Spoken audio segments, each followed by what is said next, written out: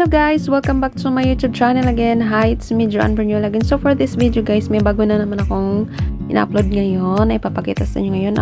Tuturuan ko po kayo, tutorials po ito guys. Tuturuan ko po kayo kung paano nga ba mag-apply po kung paano nga ba mag-open po ng Atm Bdo savings account po. Lalo na po natulad sa atin na walang mga trabaho. Ito lang i-present natin po sa YouTube channel natin. So whatever we do, let's get started!